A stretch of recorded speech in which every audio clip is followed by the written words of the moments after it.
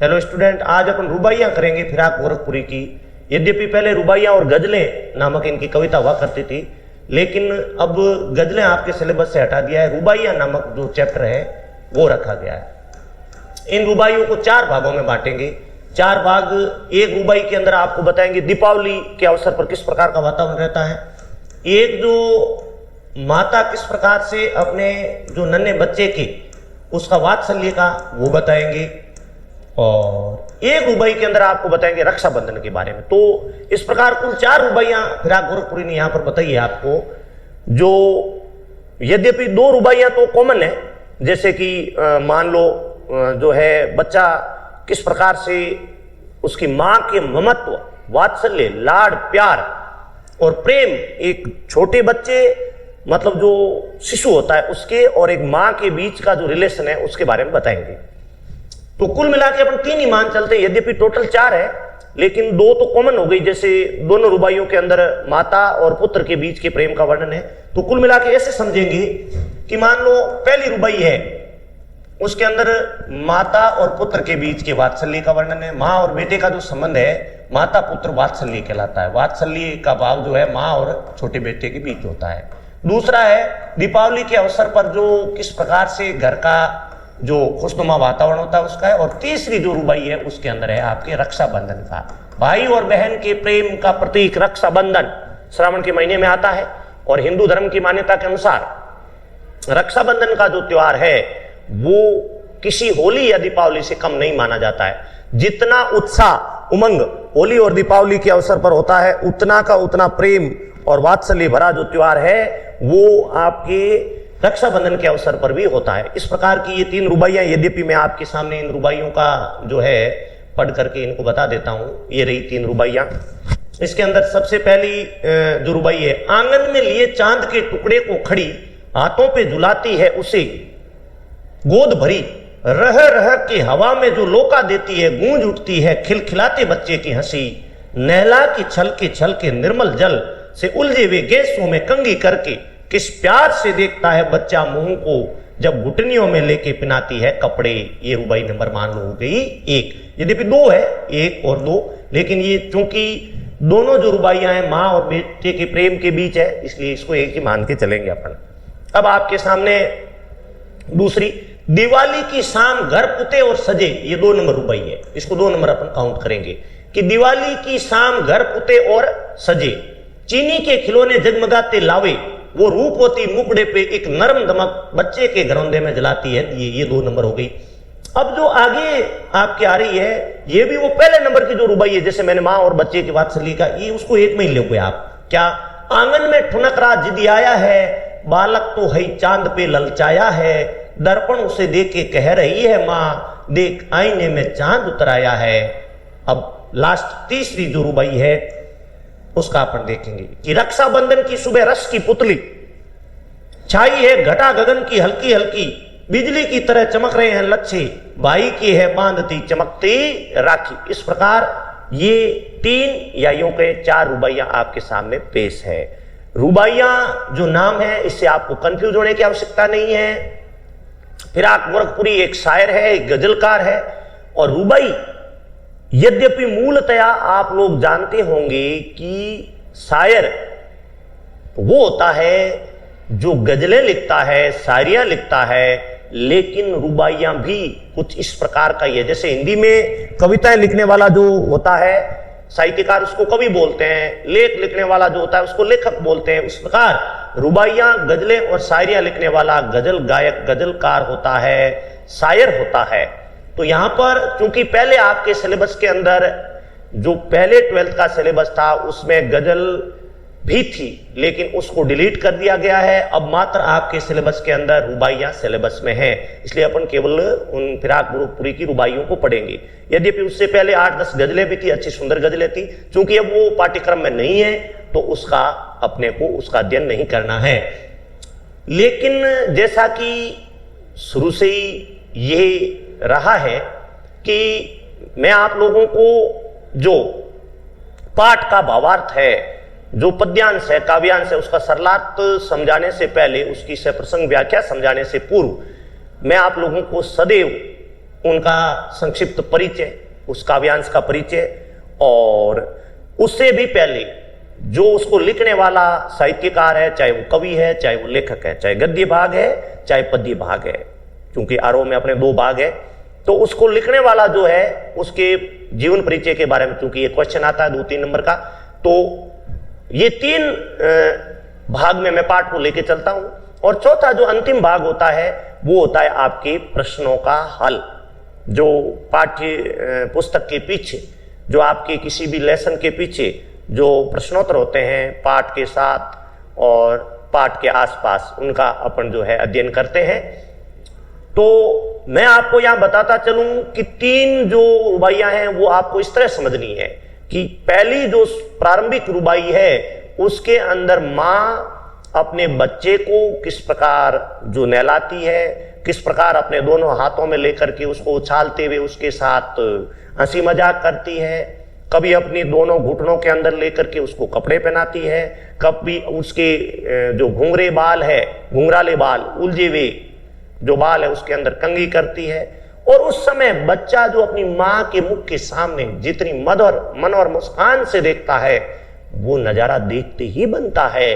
तो ये दृश्य तो वास्तव में किसी का भी मन मोह लेगा, क्योंकि जितने भी रिश्ते इस दुनिया में हैं उन रिश्तों में सबसे ताकतवर मां और बेटे का, मां और बेटी का वो रिश्ता दुनिया का सबसे ताकतवर रिश्ता कहलाता है। बाकी सारे रिश्ते अपनी अपनी जगह सही है, बट मां और बेटे का रिश्ता जो है उसका तो कहना ही क्या। तो मां और पुत्र के वात्सल्य भाव का वर्णन है।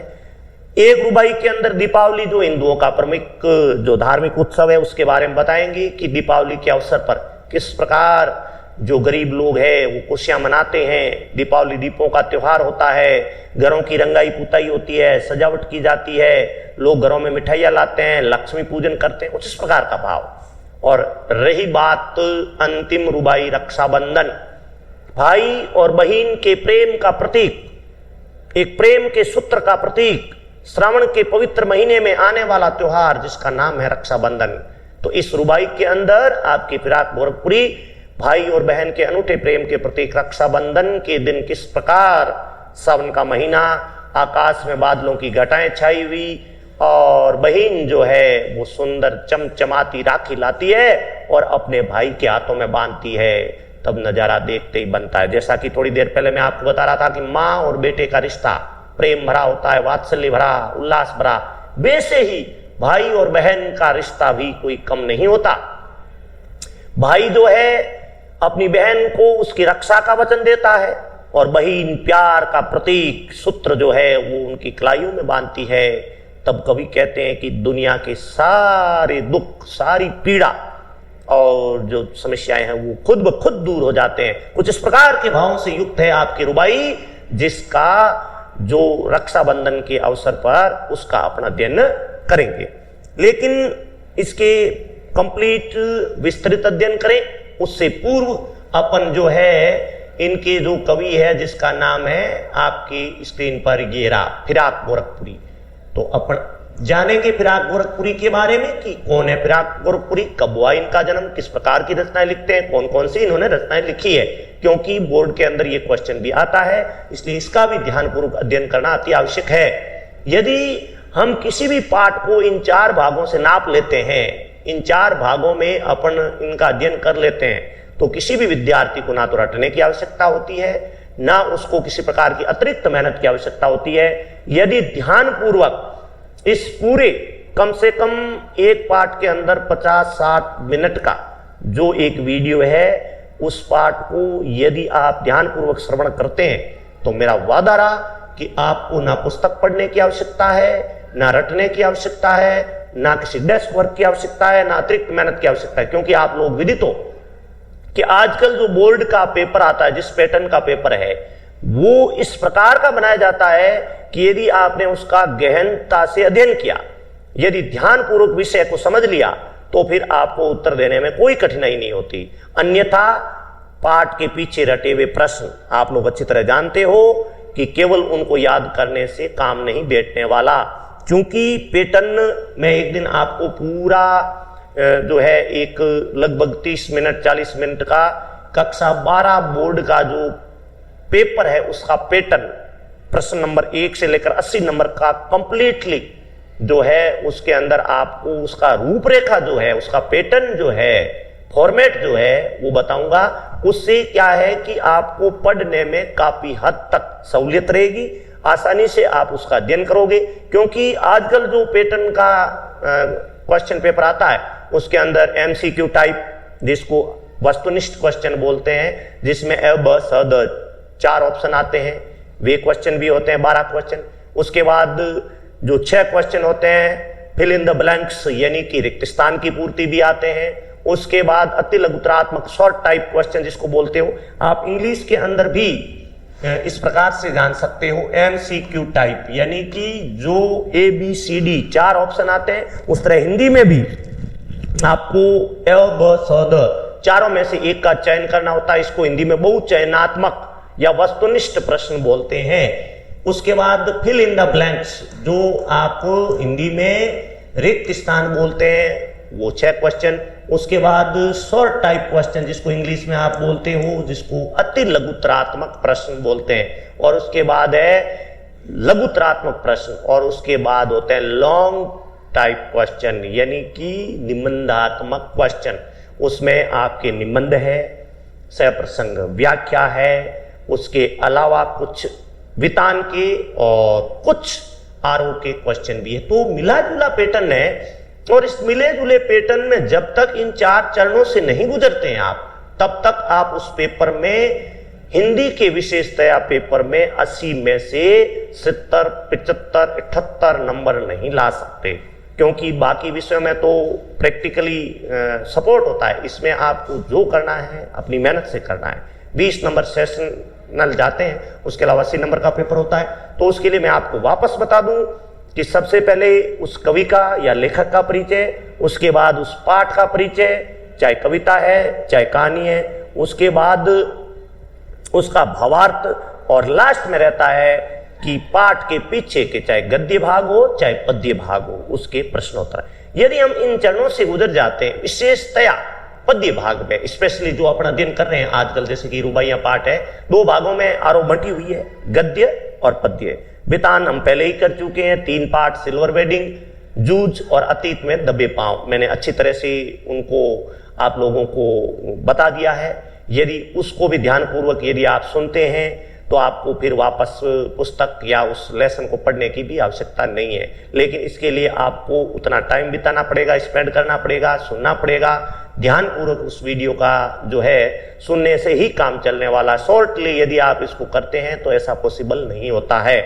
यदि आप ध्यानपूर्वक इन चीजों को करते हैं तो प्रॉमिस ये रहा कि आप अच्छे से अच्छे मन की इच्छा के नंबर प्राप्त कर सकते हैं।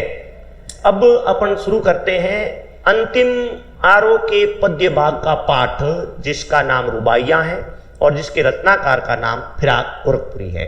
तो फिराक गोरखपुरी का मूल जो नाम था वो फिराक गोरखपुरी नहीं था।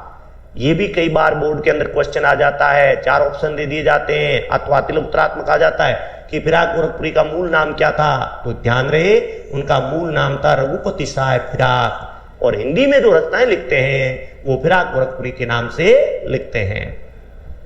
फिर बात आती जन्म की 28 अगस्त सन 1896 को गोरखपुर। अब देखिए ये गोरखपुर वही जिला है, पहले भी किसी एक पार्ट के अंदर आ चुका है, जहां अपने उत्तर प्रदेश के यशस्वी मुख्यमंत्री बाबा योगी आदित्यनाथ, जिनका संसदीय क्षेत्र रहा करता था कभी, और वहां से बिलोंग करते हैं, वहां उनका मठ बना हुआ है। उत्तर प्रदेश का एक जिला गोरखपुर, वहां गोरखपुरी का जन्म हुआ, इसलिए इनका सरनेम गोरखपुरी है। जैसे कुछ लोग जयपुर के रहने वाले जयपुरिया, अजमेर का रहने वाला अजमेरिया, जोधपुर का रहने वाला जोधपुरी, उसी तरह गोरखपुर का रहने वाला गोरखपुरी। स्वाभाविक सी बात है, गोरखपुर किसी प्लेस का नाम है, स्थान का नाम है, इसलिए उन्होंने अपने नाम के पीछे सरनेम रख लिया गोरखपुरी, और हिंदी में लिखते हैं फिराक गोरखपुर के नाम से, और मूल जो नाम है रघुपति साहब फिराक। जन्म कब हुआ? 28 अगस्त 1896 को गोरखपुर के अंदर, गोरखपुर उत्तर प्रदेश के अंदर है। अब आगे जब बढ़ते हैं तो इनकी शिक्षा कहां हुई? उसके बारे में पूरा विवरण यहाँ पे दिया हुआ है कि रामकृष्ण की कहानियों से इन्होंने अपनी शिक्षा की शुरुआत की। बाद की शिक्षा 3 भाषाओं में इन्होंने की, अरबी, फारसी और अंग्रेजी। हिंदी के तो ज्ञाता है ही है, लेकिन इसके अलावा आप देखिए कि हिंदी और उर्दू की तो बात ही नहीं। हिंदी और उर्दू तो स्वाभाविक रूप से ये जानकार होंगे, क्योंकि यदि ये कविताएं लिखते हैं, गजलें लिखते हैं, तो हिंदी उर्दू का तो इनको ज्ञान था ही। लेकिन इसके अलावा ये 3 और भाषाओं के ज्ञाता थे, याद रखना। अरबी के जानकार थे, भाषा नंबर 1, भाषा नंबर 2 फारसी के भी जानकार थे, और भाषा नंबर 3 अंग्रेजी के भी ज्ञाता थे। फिर 1917 में डिप्टी कलेक्टर के पद पर चयनित हुए और स्वराज आंदोलन के लिए 1918 में पद त्याग भी कर दिया। अब आप जानते हो कि आजादी के आंदोलन के दरमियान लिखने वाले जितने भी कवि लेखक हैं, स्वाभाविक रूप से आजादी के आंदोलन में लगभग 99% कवियों का, लेखकों का इन्वॉल्वमेंट रहा। आप बहुत सारों का पढ़ चुके हैं, आप महादेवी वर्मा का पढ़ चुके हैं, आप हजारी प्रसाद द्विवेदी का पढ़ चुके हैं, बहुत से लेखकों का रहा है। उसी तरह आपकी फिराक गोरखपुरी भी आप देखिए 1896 में जन्म हुआ है, तो लगभग 20-25 की उम्र में लिखा होगा, तो लगभग 2020-22 के अंदर चरम पे था आजादी के आंदोलन। असहयोग आंदोलन के नाम से चल रहा था। तो कैसे ये अछूते रह सकते हैं? ये ठहरे एक देशभक्त कवि, तो स्वाभाविक रूप से देशभक्त कवि का आजादी के आंदोलन में भागीदारी रही होगी और इनको अपना पद भी छोड़ना पड़ा। ऐसे कई लेखकों की कहानियां हैं। आपकी महादेवी वर्मा भक्तिन कहानी की लेखिका कितनी बार जेल गई? कई बार जेल गई, क्योंकि ये अपनी देश की आजादी के आंदोलन के अंदर भाग लेते थे, प्रत्यक्ष अप्रत्यक्ष तौर पे। स्वाभाविक सी बात है कि इनको अंग्रेज जेल भेज देते थे। अब देखो आजकल जो है लोकतंत्र है, तो लोकतंत्र में चोरी करता है, डाका डालता है, हत्या करता है, लूटपाट करता है, उनको सजा होती। लेकिन बड़ी अजीब विडंबना की बात है, बहुत ही अफसोस की बात है कि लोकतंत्र की यही खूबसूरती है, बट प्रजातंत्र नहीं होता है। यदि राजतंत्र होता है तो वहां पर देश के बारे में सोचना, देश के बारे में आवाज उठाना, सरकार के विरुद्ध आवाज उठाना एक आपराधिक कृत्य माना जाता था और उसको जेल भेजा जाता था। तो इनका शिकार हमारे कई लेखक, कई बड़ी बड़ी हस्तियां बनी। और राजतंत्र था तो स्वाभाविक रूप से राजा ही महान था। अब देखिए परिभाषा भी आप लोगों को जानते होंगे कि लोकतंत्र की परिभाषा है जनता का, जनता के लिए, जनता द्वारा। और राजतंत्र की परिभाषा थी राजा का, राजा के लिए, राजा द्वारा। राजतंत्र का मतलब यही है कि राजा का ही सब कुछ हुक्म चलता, और लोकतंत्र में सर्वे सर्वा माई बाप जो हेड होता है वो जनता होती है। जनता जिसको चुन के भेजेगी वो राजा बन जाता है, और चाहे उसको राजा रंक बना देती है, फर्श से अर्श पर डाल देती है और अर्श से फर्श पर ले जाती है। तो यही लोकतंत्र की खूबसूरती है। और राजतंत्र में जो है वो यदि अपने देश के बारे में सोचता, भारत के बारे में सोचता, युवाओं के बारे में सोचता, देश की समस्याओं के बारे में सोचता और सोचते सोचते लिख भी डालता, तो उसको जेल हो जाती थी। और फिराक गोरखपुरी आपके सामने उदाहरण के रूप में है कि इनका एक बहुत बड़े पद पर चयन हुआ, डिप्टी कलेक्टर। छोटा पद नहीं होता है, कलेक्टर के बाद सेकंड पोस्ट पर होता है डिप्टी कलेक्टर। और डिप्टी कलेक्टर पद जो है इनको छोड़ना पड़ा, तो बड़े अफसोस की बात है, बड़ी चिंता की बात है। और एक आंदोलन चलता था आजादी के आंदोलन में, स्वराज आंदोलन, उसके अंदर ये जुड़ गए। और इन्होंने 1918 में 17 में डिप्टी कलेक्टर बने और 18 में पद त्याग कर दिया। क्यों त्याग किया? स्वराज आंदोलन में भाग लिया। 1920 में स्वाधीनता आंदोलन में हिस्सेदारी के कारण 1.5 वर्ष की जेल हुई। ये लीजिए, जेल से अछूते ये भी नहीं रहे। लगभग 1.5 साल 18 महीने तक इनको जेल में रहना पड़ा। और केवल अपराध क्या? देश की आजादी के लिए आवाज उठाई। कोई चोरी नहीं, कोई हत्या नहीं, किसी प्रकार का और क्राइम नहीं। जुर्म केवल इतना कि अंग्रेजों के सामने लड़े कि अब आप लोग हमारे देश को आजाद कर दीजिए, हम गुलामी में नहीं रहना चाहते। और इनको जेल जाना पड़ा, अपने पद से त्याग पत्र देना पड़ा, आंदोलनों का हिस्सेदार बनना पड़ा और जेल भी जाना पड़ा। ये था आपके राजतंत्र की कुरूपता। फिर इलाहाबाद विश्वविद्यालय के अंग्रेजी विभाग में ये क्या बने? अध्यापक। तो बड़ा लंबा सफर रहा है इनका। आगे बढ़ते हैं। इनको सम्मान कौन से मिला? एक इनकी रचना हुआ करती थी गुले नगमा, बड़ी सुंदर रचना है गुले नगमा। बड़े बड़े अच्छे नगमे लिखे हुए हैं, बड़ी बड़ी अच्छी शायरियां, गजलें, रुबाइयां लिखी हुई है। उस गुले नगमा, याद रखना पड़ेगा आपको नाम, ये गुले नगमा, उसके ऊपर इनको हिंदी का सर्वश्रेष्ठ पुरस्कार, साहित्य अकादमी पुरस्कार मिला था। फिराक गोरखपुरी को हिंदी साहित्य अकादमी पुरस्कार किस रचना पर मिला? तो आपको उत्तर याद रखना है, गुले नगमा। या फिर इसका ऑपोजिट भी पूछा जा सकता है कि इनको गुले नगमा नामक रचना पर हिंदी का कौन सा पुरस्कार मिला? जो हिंदी का साहित्य का सर्वश्रेष्ठ पुरस्कार है, हिंदी साहित्य अकादमी पुरस्कार। और दूसरा सर्वश्रेष्ठ पुरस्कार है ज्ञानपीठ पुरस्कार। दोनों नेशनल अवार्ड है, दोनों राष्ट्रीय पुरस्कार है। कोई छोटी मोटी रचना पे नहीं मिलता है, बहुत बड़ी अच्छी नामी रचना होती है, कालजयी रचना होती है, दिल को छूने वाली होती है, हार्ट टचिंग होती है, तभी ये पुरस्कार मिलते हैं। लाखों में से, हजारों में से, सैकड़ों में से बहुत कम कवियों को, लेखकों को ये पुरस्कार मिलते हैं। मैं आपको बताता चलूं कि राज्य पुरस्कार बहुत सारे छोटे बड़े होते होंगे, लेकिन ये जो हिंदी साहित्य अकादमी पुरस्कार और ज्ञानपीठ पुरस्कार है, ये नेशनल अवार्ड है, राष्ट्रीय पुरस्कार है। और ये कालजयी रचनाएं, दिल को छूने वाली रचनाएं, लोगों के दिल पे राज करते हैं, ऐसी रचना थी गुले नगमा। उसके ऊपर हिंदी साहित्य अकादमी पुरस्कार मिला। फिर इनको अपने लेखन के लिए ज्ञानपीठ पुरस्कार भी मिला। और एक बहुत बड़ा पुरस्कार है सोवियत लैंड नेहरू पुरस्कार। ये सोवियत रूस सरकार दिया करती थी, जिन्होंने भारत के प्रधानमंत्री जवाहरलाल नेहरू के नाम से शुरू किया था। ये भी बहुत बड़ा पुरस्कार है। तो फिराक गोरखपुरी की कद का अंदाजा आप इसी से लगा लीजिए कि क्या जो इनकी छवि रही होगी और फिराक गोरखपुरी किस प्रकार की रचनाएं जो लिखते होंगे, इसका अंदाजा आप इससे लगा सकते हो कि हिंदी साहित्य अकादमी पुरस्कार नंबर 1, ज्ञानपीठ पुरस्कार नंबर 2, सोवियत लैंड नेहरू पुरस्कार नंबर 3। इससे आप अंदाजा लगा दीजिए, ज्यादा कहने की आवश्यकता नहीं होगी। अब निधन हुआ सन 1983 में। आपने पीछे देखा होगा, जन्म हुआ है 1896 और मृत्यु हुई है 1983। तो जन्म और मृत्यु का डाटा याद रखिएगा। ये जन्म ठहरा 1896 विक्रमनी ईस्वी सन में, और मृत्यु कब हुई इनकी? मृत्यु हुई 1983 ईस्वी को। लगभग आप देख लीजिए 87 साल की उम्र में ये इस दुनिया को एक महान कवि अलविदा कह गए। आगे बढ़ते हैं, क्या कहते हैं वो? अब तुमसे रुखसत होता हूं, आओ संभालो साजे गजल, नए तराने छेड़ो, मेरे नगमों को नींद आती। वाह क्या बात लिखी है। मतलब इस एक नगमे से, इस गजल से फिराक गोरखपुरी ने युवा कवियों को, युवा गजल गायकों को, शायरों को संदेश दिया कि अब मैं रुखसत होता हूं, यानी संन्यास लेता हूं। अब मेरी उम्र हो चुकी है, अब मैं उतना बेहतर नहीं लिख सकता जितने युवा लिख सकते हैं। इसलिए आह्वान किया युवा गजलगारों का, युवा कवियों का, कि तुम आओ और मेरे इस सामान को, मेरे इस काव्य संसार को संभालो। अब मैं रुखसत होता हूं। रुखसत होने का मतलब विदा होना, वहां से संन्यास लेना, वहां से इस काम को छोड़ देना। और बोला ये साजे गजल यानी साजे यानी सामान, गजल रूपी सामान को संभालो और नए तराने यानी नए स्वर छेड़ो, क्योंकि हम पुराने हो चुके हैं, हमारी बातें पुरानी हो चुकी है। आप लोग जो है किसी नए नए विषय के ऊपर लिखो।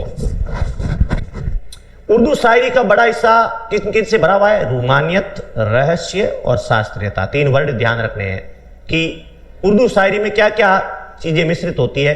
पहला रूमानियत होती है, दूसरा उर्दू शायरी में रहस्य होता है, तीसरी उसमें शास्त्रीयता का भाव होता है, जिसमें लोक जीवन और प्रकृति के पक्ष बहुत कम उभर कर पाए हैं। नजीर अकबराबादी, इल्ताफ हुसैन हाली, ये 2 नाम बताए हैं जो गजल गायक हैं, बड़े अच्छे शायर हैं। कुछ शायरों ने इस रिवायत को यानी परंपरा को, रिवायत मतलब क्या होता है? परंपरा को तोड़ा। उनमें से एक प्रमुख नाम फिराक गोरखपुरी का है। अन्यथा ये 3 विषय जो रहते थे गजलों और शायरियों का, क्या क्या? नंबर 1 रूमानियत, मतलब गजलें हैं, शायरी है तो रूमानियत होगी। पहला, गजलें हैं, शायरी है तो रहस्य होगा। तीसरा, यदि गजलें हैं, शायरी है तो शास्त्रीयता होगी। लेकिन फिराक गोरखपुरी सहित ये 3 ऐसे शायर थे जिन्होंने इस परंपरा से बाहर निकलकर, इन विषयों से हटकर भी अपनी गजलों को, रुबाइयों को, शायरियों को लिखा। उनमें से एक हमारे गोरखपुरी साहब भी है। और 2 नाम आपके सामने ये बताए हुए हैं। पहले का नाम नजीर अकबराबादी और दूसरा नाम इल्ताफ हुसैन है। अब आगे बढ़ते हैं अपन। फिराक ने परंपरागत भावबोध और शब्द भंडार का उपयोग करते हुए नई भाषा, नए विषयों से जोड़ा। उनके सामाजिक दुख दर्द व्यक्तिगत अनुभूति बनकर शायरी में ढला है। इंसान के हाथों इंसान पर जो गुजरती है उसकी तल्ख सच्चाई और आने वाले कल के प्रति उम्मीद, दोनों को भारतीय संस्कृति और लोक भाषा के प्रतीकों को जोड़कर फिराक ने अपनी शायरी का अनूठा मेल खड़ा किया है। मतलब जो कॉमन सेंस की चीजें हैं, लोक अनुभव की चीजें हैं, बेसिकली जीवन में घटित होने वाली चीजें हैं, वो इनकी गजलों में, शायरियों में नजर आती है। ये ध्यान रखना है आपको। ये बातें क्या बता रही है आपको कि समाज के अंदर जो आम लोग हैं, जो दुखी, मजदूर, किसान, पीड़ित, वंचित, दलित, शोषित, उनका दुख दर्द, उनकी पीड़ा, उनकी समस्याएं, वो इनकी गजलों और शायरियों में नजर आती है। अगर मान लीजिए फिराक गोरखपुरी का परिचय आता है तो ये चीज भी आपको लिखनी अनिवार्य है। आपको बताना जरूरी है कि भाई फिराक गोरखपुरी अपनी जो रचनाएं हैं, अपनी जो शायरियां हैं, अपनी जो रुबाइयां हैं, अपनी जो गजलें हैं, उनमें किस प्रकार की बातें रखते हैं। तो आपको ध्यान रखना है कि एक आम आदमी की पीड़ा क्या है, दुखी वर्ग किन किन दुखों से होके गुजरता है और उन दुखों का उपाय क्या है, लोग किस प्रकार की समस्याओं से दो चार होते हैं। आगे बढ़ते हैं। उर्दू शायरी अपने लाक्षणिक प्रयोगों और चुस्त मुहावरेदारी के लिए विख्यात है। बिल्कुल देखो, लक्षणों का प्रयोग यानी उदाहरणों द्वारा बात को समझाना, प्रतीकों द्वारा समझाना, चित्रों के द्वारा समझाना, यानी उपमा उपमेय का प्रयोग करते हुए समझाना, और दूसरा मुहावरेदारी। यदि आप उर्दू गजल शायरी पढ़ रहे हो तो उसमें मुहावरों का भी यत्र तत्र प्रयोग देखने को मिल जाता है। शेर लिखे नहीं जाते, कहे जाते हैं। बिल्कुल सही बात है। अब देखो, शेरो शायरी जो होती है वो लिखने की परंपरा नहीं होती, उसके अंदर एक्चुअल में क्या होता है, कहने की परंपरा होती। एक व्यक्ति बोलता है कोई भी शेरो शायरी, और फिर दूसरा उसके जवाब में, उसके प्रत्युत्तर में, वापस आंसर देने में दूसरी किसी शायरी की, तो दो शायरों के बीच बातचीत का ढंग जो शेरो शायरी द्वारा प्रकट होता है।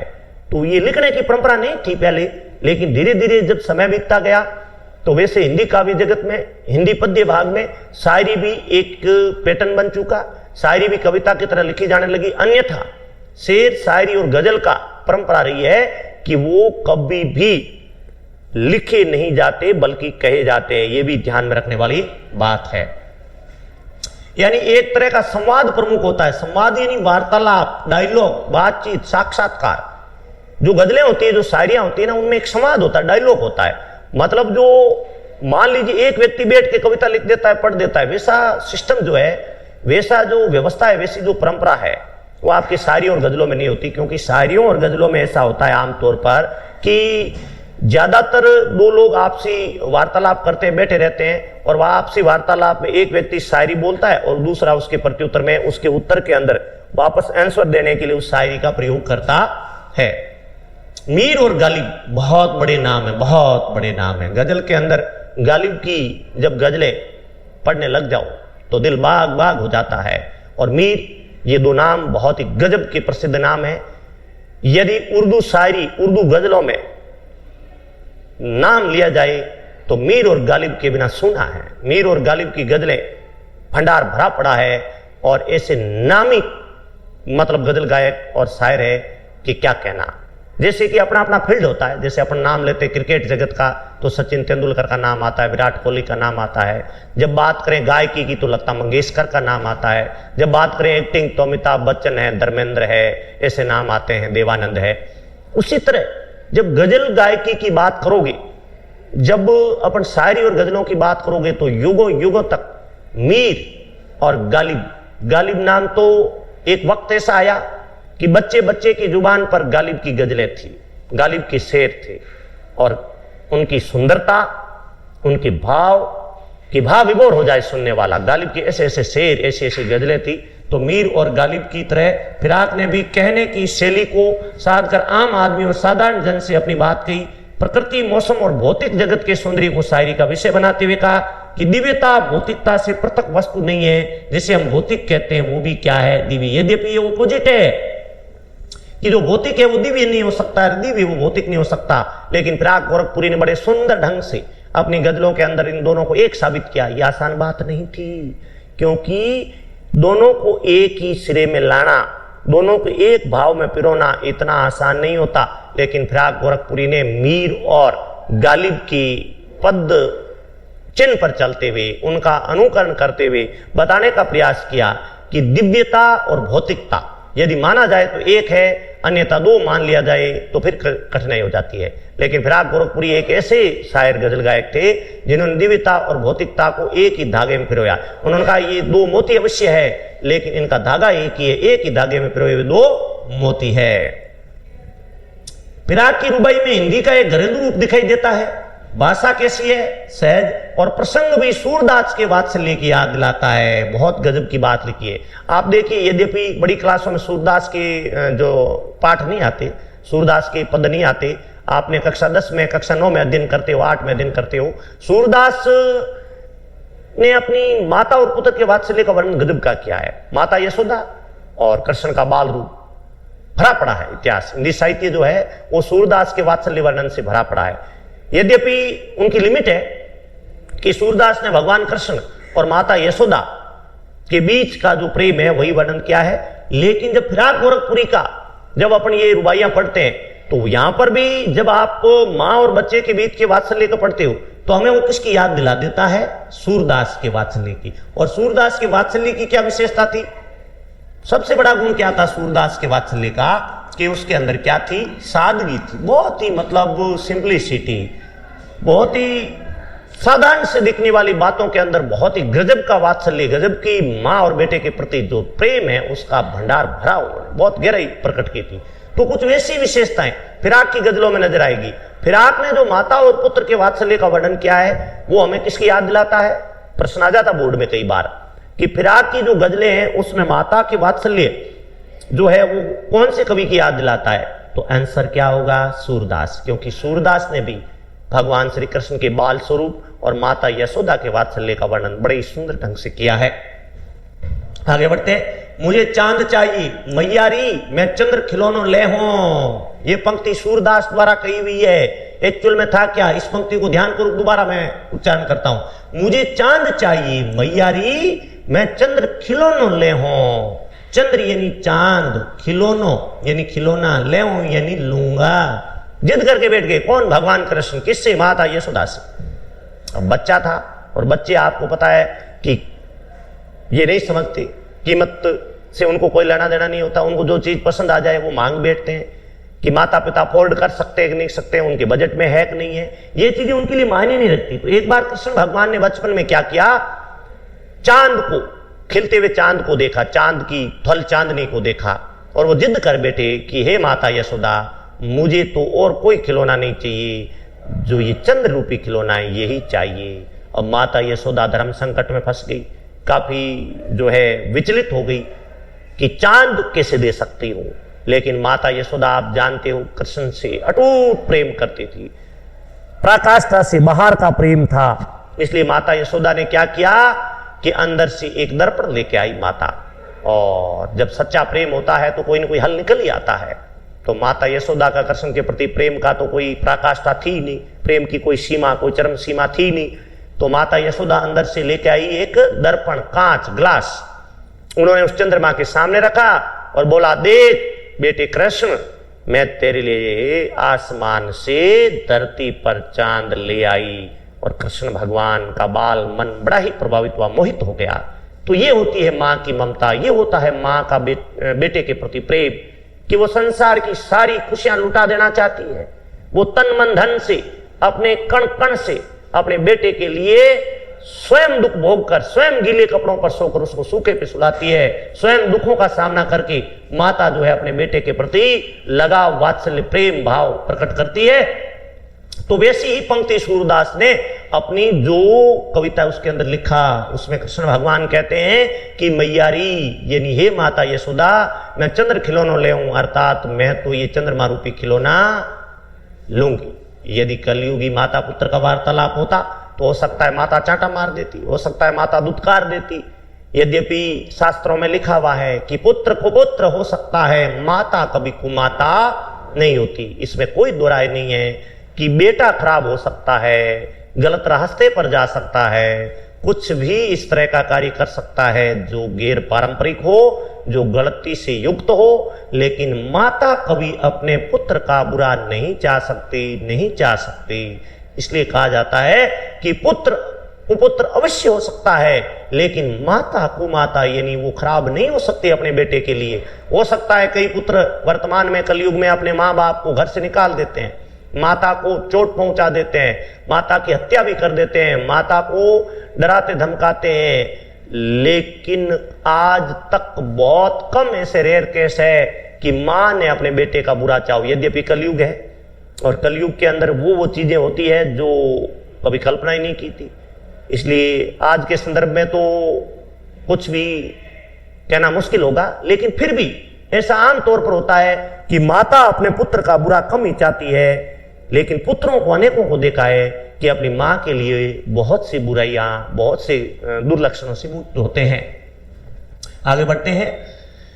अब ये ऐसा खिलौना है जो बच्चों के लिए मन लुभावन खिलौना है, जो वातानुकूलित कमरों में बंद नहीं रहते, छत पर चटाई बिछाकर सोते हैं तथा चांद मामा के नदिया किनारे उतरने और कल्पित दूध भात खाने की कल्पना से नियाल है। अब देखो, चंद्रमा जैसा खिलौना जो है ना, कभी यहां पर क्या कहना चाहते भाव को समझिए कि आजकल क्या है कि पैसे का जमाना है, बहुत रेडीमेड खिलौने आ गए हैं, बहुत महंगे महंगे खिलौने आ गए, महंगे महंगे फोन आ गए, लैपटॉप आ गए हैं, बहुत से गेम्स आ गए। लेकिन आज भी क्या इसकी सार्थकता है चंदा मामा की? चंदा को प्रेम से आदर से लोग चंदा मामा बोलते हैं। तो चंद्रमा जो है उसका आनंद जो लोग ऐसी कमरों में सोते वो नहीं उठाते। वे लोग जो मकान की छत पर चांदनी रात को चटाई बिछाकर सोते हैं, उनको उस चंद्रमा की शीतलता और उस चंद्रमा के आनंद का जो महसूस करना उनके लिए बेहतर है। जो बच्चे बंद कमरों में, एसी रूम्स में, एयर कंडीशन रूम्स में, उनको पता भी नहीं होता कि चंद्रमा की शीतलता, चंद्रमा का प्रकाश, चंद्रमा का ध्वल सफेदी, उसका कीमत क्या होती है, वो बच्चे इसका आनंद उठा सकते हैं। उनके लिए चंद्रमा आज भी खिलौना है, चंद्रमा से बढ़कर कुछ भी नहीं है। लेकिन अब कवि फिराक गोरखपुरी ने, शायर फिराक गोरखपुरी ने एक सीमा रेखा निश्चित कर दी कि जो अमीर बच्चे हैं उनके लिए खिलौनों की भरमार है, खिलौनों कोई कमी नहीं, लेकिन गरीबों के लिए आज भी चंदा मामा है, आज भी चंद्रमा खिलौना है। आगे बढ़ते हैं। मामा भी तो एक साक्षात खिलौना है जो बच्चों को, खासकर उन बच्चों का जिनके जीवन में महंगे खिलौने भले ही नहीं हो पर चंद्राव रिश्तों का मर्म समझते हैं। एक कठिन दौर है ये कि घर लौट बहुत रोए माँ बाप अकेले में, मिट्टी के खिलौने भी सस्ते न थे मेले में। वाह गजब, क्या कहना फिराक गोरखपुरी जी, क्या बात लिखी है, ध्यान से इसको सुनिए। क्या बोलते हैं? घर लौट बहुत रोए माँ बाप अकेले में, मिट्टी के खिलौने भी सस्ते न थे मेले में। मतलब एक छोटी सी लघु कथा है कि किसी मेले में गए माँ बाप, और माँ बाप के लिए हर समय अपने बेटे की खुशियां ही मायने रखती है। तो वहां पर उनको सबसे पहले याद आई अपने बच्चे के लिए कुछ लेने की, लेकिन माँ बाप ठहरे गरीब, बहुत पिछड़े वर्ग के थे, गरीब थे, पास में धन था नहीं। अब मेले में उन्होंने अपने बच्चे के खिलौने के बारे में पता किया, और सबसे सस्ते सस्ते क्या थे? जो मिट्टी के खिलौने वो थे। लेकिन उन माँ बाप के पास उतने भी पैसे नहीं थे कि वो अपने बच्चे के लिए मिट्टी के खिलौने ले सके। तो माँ बाप जब घर आए तो उन्होंने सोचा कि हम अपने बच्चे को क्या मुंह दिखाएंगे, अपने बच्चे को क्या उत्तर देंगे जब वो खिलखिलाता हुआ आएगा, मम्मी मम्मी, डैडी डैडी, पापा पापा, मेरे लिए क्या लाए हो? तो माँ बाप बड़े उदास होकर के अकेले कमरे में जाकर फूट फूट कर रोए कि भगवान आपने हमारी क्या किस्मत दी है कि कम से कम हम ज्यादा महंगे नहीं ला सकते, लेकिन जो मिट्टी के सामान्य कीमत वाले खिलौने हैं वो तो कम से कम हमारे नसीब में होने ही चाहिए। लेकिन अफसोस, कभी फिराक गोरखपुरी कहते हैं, फिर मैं आपको बताता हूं कि घर लौटकर बहुत रोए माँ बाप अकेले में, मिट्टी के खिलौने भी सस्ते ना थे मेले में। अर्थात जो सस्ते से सस्ते हो सकते थे उनका खरीदना भी माँ बाप के वश की बात नहीं थी। तो क्या गुजरी होगी उस माँ बाप पर जब वो खाली हाथ अपने बेटे के सामने आए होंगे। बेटे ने कहा होगा, मम्मी मेरे लिए कौन सा खिलौना लाए हो? तब वो उत्तर देते नहीं बना होगा, और दर्द के साथ उनका जो सीना है वो फटने फटने को हो गया था। लोका देना, घुटनियों में लेकर कपड़े पहनाना, कुछ ये वर्ड आ रहे हैं काले अक्षरों में जो अपनी यहाँ पर परिचय के अंदर काम आएंगे आप लोगों की, और ये जो अपन रुबाइया पढ़ेंगे उसके अंदर काम आएगा। एक प्रकार से जो पाठ परिचय वो शुरू हो गया। वहां तक लंबा चौड़ा परिचय था फिराक गोरखपुरी का। अगर आपको 2 या 3 नंबर का क्वेश्चन में उतना पढ़ने को मिले और अगर आपको 5-7 पंक्तियां याद रखने को मिले तो कोई बड़ी बात नहीं है। मैं आपको वापस बता दूं जल्दी से, एक तो जन्म कब और कहाँ हुआ, मृत्यु कब हुई, मूल नाम क्या था, शिक्षा कहाँ और कब हुई, उनकी भाषा कैसी थी और उनकी रचनाओं के नाम। इसके अलावा आप कुछ भी याद नहीं रखना है और वो आसानी से हो सकता है यदि नॉर्मली सामान्य रूप से आप पढ़ते हो तब भी। अब चूंकि हमारे सामने पाठ परिचय शुरू हो चुका है, लोका देना यानी जो उछालते हैं बच्चे को हाथ में लोका देना, घुटनियों में लेकर कपड़े पहनाना यानी दोनों घुटनों के बीच लेकर अपने नन्हे मासूम बच्चे को कपड़े पहनाना, गेसों में कंघी करना, गेसों का मतलब होता है उलझे हुए बाल, घुंघराले बाल, रूपवती मुकड़ा यानी कि मुकड़ा यानी मुख, रूपवती अत्यंत रूप वाला, नरम दमक, दमक यानी चमकना, नरम यानी सॉफ्टनेस, जिदेय बालक यानी जिद करता हुआ बच्चा, रस की पुतली यानी रस का भंडार, बहन को बोला गया, ये विशेषण आया है। रस की पुतली किसके लिए, बहन के लिए। जिदेय बालक जो जिद कर रहा है बच्चा खिलौना लेने के लिए, नरम दमक है वो घर की जो मुखिया है औरत उसके लिए आया है। उसके बाद रूपवती मुकड़ा वो भी घर की जो मुखिया औरत है उसके लिए आया है। और गेसों में कंघी कौन कर रही है, माँ कर रही है। किसके कर रही है, अपने छोटे बच्चे के। घुटनियों में लेकर कपड़े कौन पहना रही है, माँ पहना रही है। किसको पहना रही है, बच्चे को। लोका देना यानी लोका कौन रही, उछाल कौन रही है, माँ। किसको, बच्चे को। कुछ विलक्षण प्रयोग है हिंदी उर्दू लोक भाषा के अनूठे गठबंधन। अब आप एक बात यहां पर मान चलिए कि यहां तीन भाषाओं का संगम देखने को मिलेगा अपनी इन रूपाइयों में, हिंदी प्लस उर्दू प्लस लोक भाषा। अब आप देखिए, और जब तीन भाषाओं का मिश्रण हो तो फिर कहना ही क्या। तीन भाषाएं कौन सी मिलेगी, हिंदी मिलेगी आपको, उर्दू मिलेगी और लोक भाषा। इन तीनों का मिश्रण देखने को, मतलब कुछ शब्द आएंगे हिंदी के, कुछ आएंगे उर्दू के और कुछ लोकल जो भाषा है स्थानीय भाषा उसके भी आएंगे। गांधी जी हिंदुस्तानी रूप में पलवित करना चाहते थे। मां के हाथ में आईना देकर बच्चे को बहला रही है कि देख आईने में चांद उतर आया, चांद की परछाई भी चांद ही है, कल्पना की आंख का भला क्या मुकाबला, रूपवती मुकड़े पे नरम धमके लाने के लिए छठे क्षमा से पर्व त्योहार परी सही कुछ नहीं, नन्ही फरमाइशें पूरी कर दी जाती है। दिवाली में जैसे चीनी मिट्टी लाते हैं, राखी में बिजली की तरह चमक रहे लच्छे हैं। अब रक्षाबंधन एक मीठा बंधन है, रक्षाबंधन के कच्चे धागों पर बिजली के लच्छे हैं। सावन में रक्षाबंधन आता है, सावन का जो संबंध जीनी घटा से है, घटा का जो संबंध बिजली से है, वही संबंध भाई का किससे है, बहन से। यदि एक क्वेश्चन आएगा वेरी इंपॉर्टेंट, पीछे टिप्पणी कीजिए, उसके अंदर आएगा गोदी का चांद, गगन का चांद, सावन की घटा और बहन का, तो ये बोर्ड के अंदर जो है वेरी इंपॉर्टेंट माना जाता है। यद्यपि उसका अभी अब चर्चा नहीं करेंगे, जब प्रश्नोत्तर आएंगे उस समय आपको बताऊंगा मैं। अब अपने जो काव्यांश है वो स्टार्ट हो चुका है, अपन इसका भावार्थ समझते हैं। यद्यपि अच्छी तरीके से आप लोगों को परिचय में इनका भावार्थ जो है बता चुका हूं, आशय लगभग समझ गए होंगे आप, लेकिन शब्दांश से आप इन पंक्तियों से क्रमबद्ध रूप से अपन इसका सरलार्थ कहें, भावार्थ कहें, सप्रसंग व्याख्या कहें या अनुवाद कहें पढ़ते हैं। सबसे पहली रुबाई है, उसके अंदर माता और पुत्र के प्रेम का वर्णन कि आंगन में लिए चांद के टुकड़े। चांद का टुकड़ा किसको कहा गया है, उस बच्चे को। और चांद का टुकड़ा क्यों कहा गया है, क्योंकि उस मां के लिए वो बच्चा किसी चांद के टुकड़े से कम नहीं है। उसको कहां लेके खड़ी मां, आंगन में। किसको, चांद के टुकड़े को, अर्थात अपने बच्चे को। हाथों पे झुलाती है कौन, मां। तो इसका मतलब क्या हुआ कि एक मां अपने छोटे बच्चे को, शिशु को अपने घर के आंगन में लेके खड़ी है चांद के टुकड़े को, चांद जैसे मुकड़े वाले अपने बच्चे को, और दोनों हाथों में लेकर के उसको क्या करती है, झुलाती, मतलब ऐसे हिला रही, लाड कर रही है, प्यार कर रही है, उसको जो है प्रेम दे रही है। माता आंगन, अपने घर के आंगन में खड़ी है और चांद का टुकड़ा जो उसका बेटा है, चांद जैसे मुख वाला, उसको दोनों हाथों में ले रखा है और फिर दोनों हाथों से इसको ऐसे झुलाती है। उसे गोद भरी, कभी वो उसको गोद में लेती है। देखो अलग अलग रिएक्शन दे रही है। मां अपना जो प्रेम है, जो वात्सल्य है, उसकी क्रिया एक नहीं है, अलग अलग क्रियाओं द्वारा उसका प्रेम झलक रहा है, उसका वात्सल्य झलक रहा है, उसकी जो ममता है। देखो मां का बेटे के प्रति जो प्रेम है उसको ममता भी बोलते हैं, उसका प्रेम जो है उसको वात्सल्य भी बोलते हैं। अब मां का प्रेम और वात्सल्य वो किसी एक एंगल से नहीं होता, एक तरीके से नहीं होता। कभी क्या करती है कि अपने बेटे को चांद का टुकड़ा कहती है और उस चांद के टुकड़े को अपने दोनों हाथों में लेकर क्या करती है, झुलाती है।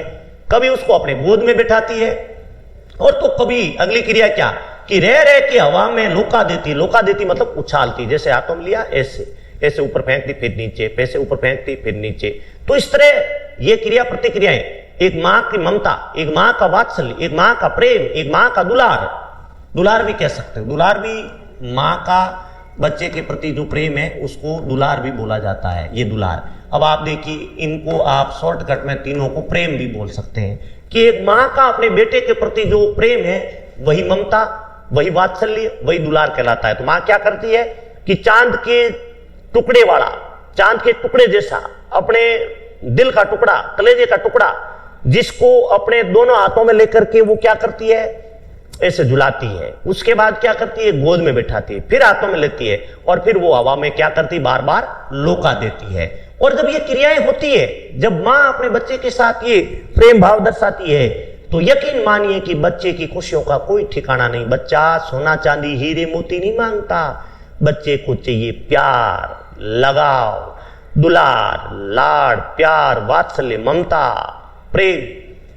गूंज उठती है खिलखिलाते बच्चे की हंसी और बच्चा क्या करता है, उन्मुक्त गगन में उसकी दूर दूर तक आस पड़ोस में खुशियां गूंजने लगती है, उसकी हंसी गूंजने लगती है। माँ ने कोई महंगे खिलौने नहीं दिए, माँ ने कोई धन दौलत नहीं दी, माँ ने उसको कुछ नहीं दिया, केवल लाड़, प्यार, दुलार जताया वो तीन प्रक्रियाओं के द्वारा। एक तो उसने अपने दोनों हाथों में लेकर के उसको उछाला, उसके बाद ऐसे हिलाया और उसके बाद गोद में बिठाया।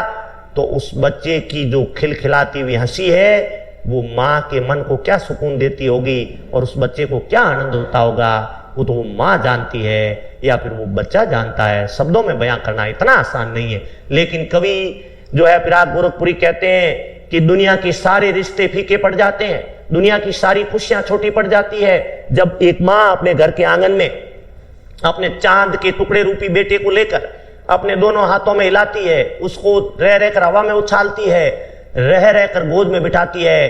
तो वो बच्चा खिलखिलाकर हंसता है और उस समय आगे क्रिया क्या करती है माँ, फिर उसको नहलाती है, यानी उसको स्नान कराती है। किससे? छलके छलके निर्मल जल से। निर्मल यानी साफ सुथरा, ठंडा, शीतल और शुद्ध जल से छलका छलका करके उसको नहलाती है। नहलाती मतलब स्नान कराती है।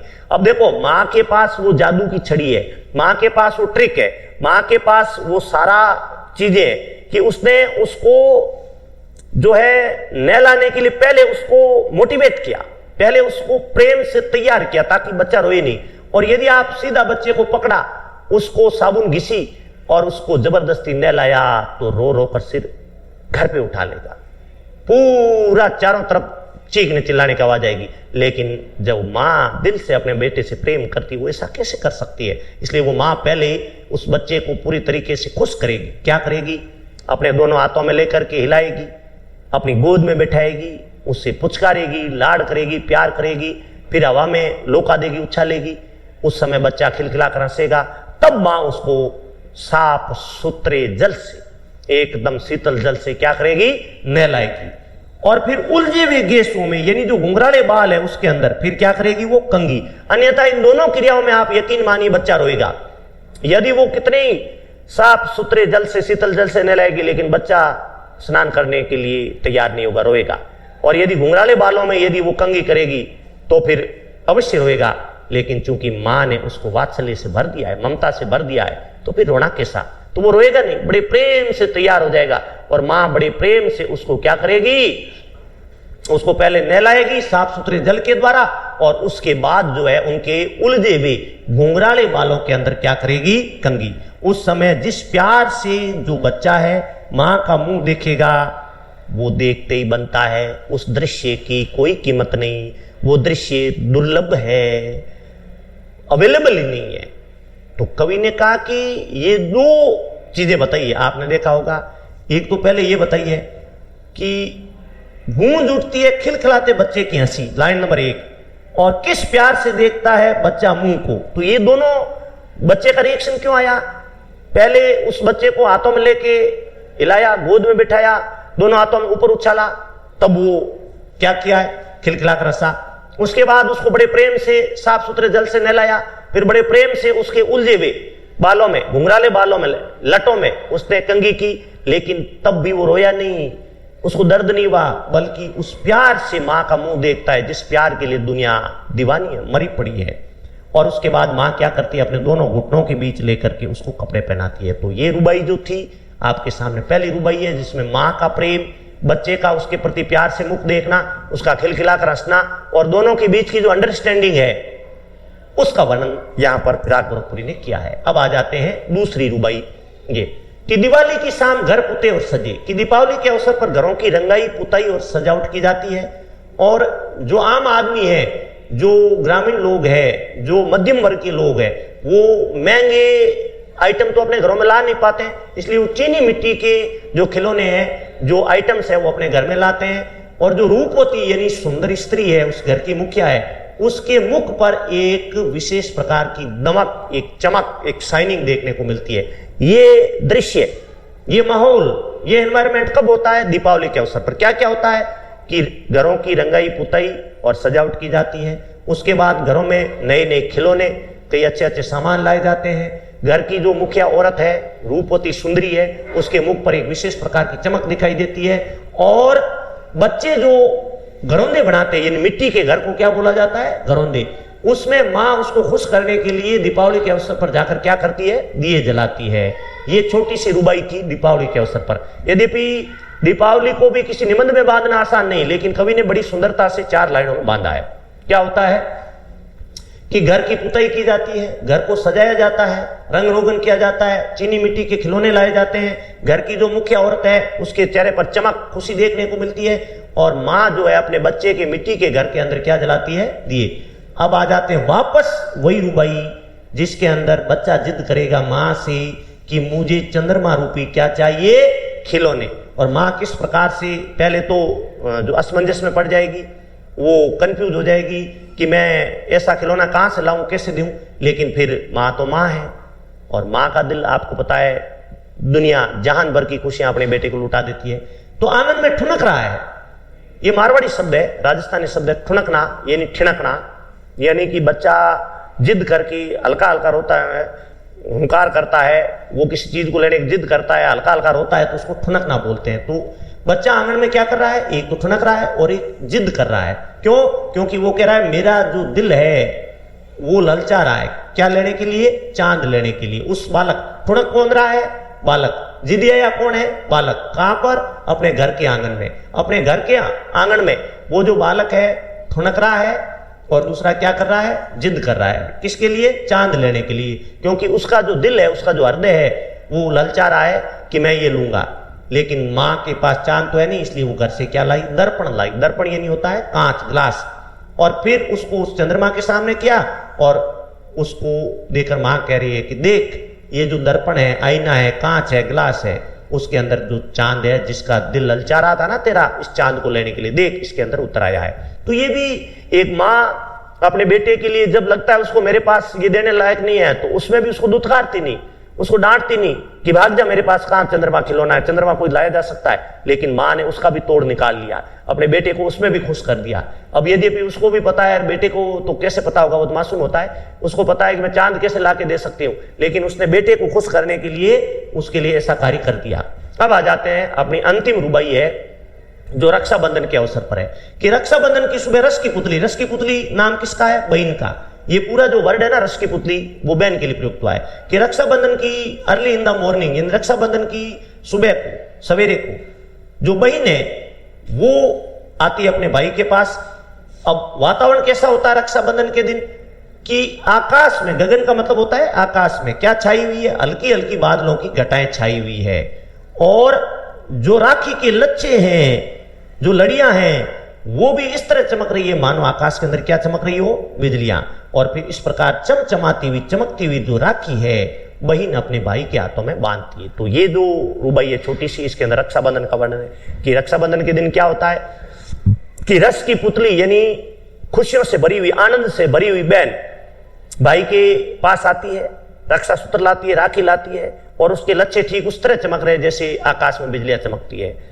श्रावण का महीना होता है, और श्रावण के महीने में बादलों की हल्की हल्की घटाएं छाई होती है। एक तरफ तो ऐसा खुशनुमा वातावरण, और एक तरफ बहन जो है राखी, जिसके लच्छे बिजली की तरह चमक रहे हैं, वो लेके आती है और अपने भाई की कलाइयों में बांधती है, और भाई उसको सुरक्षा का वचन देता है। ये होता है रक्षाबंधन का त्योहार। अब अपन आगे बढ़ते हैं प्रश्नों की ओर। अब अंतिम अपन स्टेप की ओर है। 3 स्टेप अपन ने पार कर लिए। पहला पाठ का जो रुबाइयां हैं, तीनों चार हैं, उसका परिचय मैंने बताया। उसके बाद जो कवि का परिचय बताया, उसके बाद अपन ने कतारबद्ध रूप से एक एक पंक्ति का भावार्थ समझा। अब जो अंतिम है वो इन प्रश्नों का उत्तर जानेंगे। पहला प्रश्न क्या है कि शायर राखी के लच्छे को बिजली के चमक की तरह कहकर क्या भाव व्यंजित करता है? बिल्कुल सही है। एक तो है राखी का लच्छा और एक है बिजली की चमक। इन दोनों में तुलना की है, बिल्कुल अभी अभी आया, लास्ट वाली रुबाई में आया है, जो रक्षाबंधन वाली रुबाई उसके अंदर आया है कि राखी के लच्छे हैं वो भी चमक रहे हैं और बिजली भी क्या होती है? चमकती है।